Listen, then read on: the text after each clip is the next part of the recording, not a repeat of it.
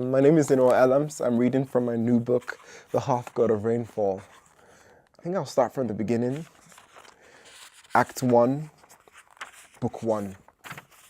Orunmila, the god of vision and fiction, whose unique knowing is borderless, whose wisdom unmatched, who witnessed the light of all creation, to whom all stories are lines etched deep in his palms, from the heavens above Nigeria, read the qualm of oncoming conflict, shook his head and looked down. Local boys had chosen grounds not too far from the river, so a cold breeze could blow them twisting in the heat. The boys had picked clean its battered palms, leaves left from previous years, to make this their grounding, their patch, their pitch. These local lads leveled it flat, stood two shortened telephone poles up, centering both ends of the fields. Then they mounted tires, strapped one atop each pole and stitched strips of fishing nets to these black rims. Court lines were drawn in charcoal and mashed into a paste, and the soil held the dark pigment, the free-throw lines glistening geometry perfect. They called it battlefield, the court of kings, the test. For this was where warriors were primed from the rest, where generals were honored and mere soldiers crushed. Basketball was more than sport. The boys were obsessed. They played with a righteous thirst. There were parries, thrusts, shields and shots, strategies and tactics, land won and lost, duels fought, ball like a missile, targets locked such that Ogun, the Orisha god of war, would stand and watch. He'd stand and watch. The gods were watching on. One child named Demi was kept from play. He was banned. He'd crouch on the edge of the court, watching boys turn and glide in the reach towards the rim, a chasm, a cavernous emptiness between him and them. He was banned from games, for if they lost, tears would come. Demi would drench his shirt, soak his classroom, and flood whole schools, as once he had done their pitch. The soil, swollen, poles sunk, it all turned to swamp for weeks.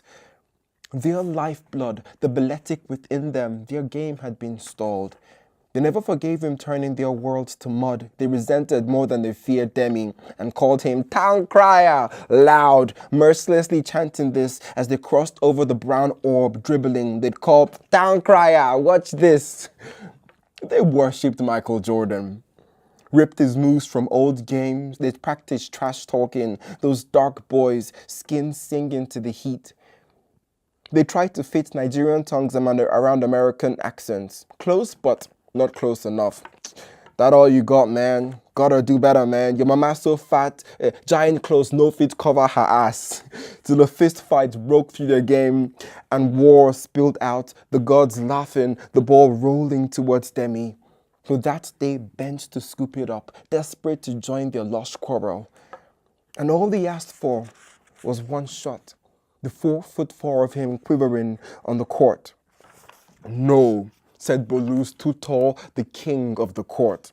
You miss and cry. Boys, grab him. Demi fought in their grip, eyes starting to water. Just one shot or I'll cry and drown this pitch, he screamed, his voice slicing the sky, clouds gathering over. You small boy, you no get shame?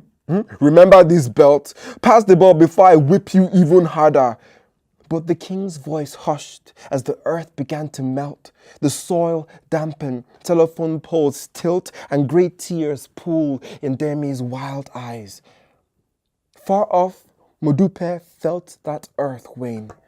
Modupe, Demi's mother, her fears honed by her child, knowing what danger wild water could do let loose on land, left everything. Her ears seeking Demi's distinct sobbing, the market where she walked, utter chaos in her wake, in her vaults over tables stacked with fruits and fried goods, the air parting for her, the men unable to find form, fault in the thick-limbed, smooth movement that was her full form.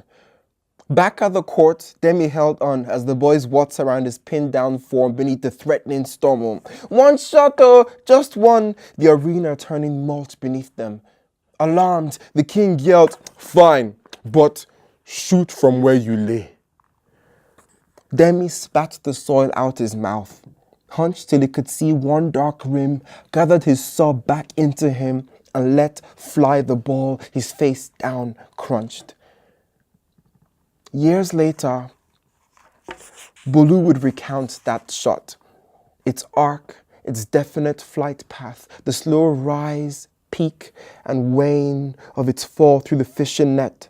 Swish, its wet thwack on damp earth, the skies clearing, then silence. Again, Bolu said, pushing the ball to his chest. Again, Demi, do it again. And the crowds went insane. The rabble grew and swirled around them on a plain of damp soil, chanting again each time Demi drained the ball down the net. Modupe arrived and craned her neck but couldn't glimpse Demi, so a fountain of worry, she splashed at one. What happened? Tell me. You didn't see? Can't cry, I can't miss. He just became the rain man. Make it rain, baby. Yes, shoot that 3. 10 more shots, each flawless, and they hoisted Demi onto their shoulders, his face a map of pure glee. 2 things Modupe would never forget.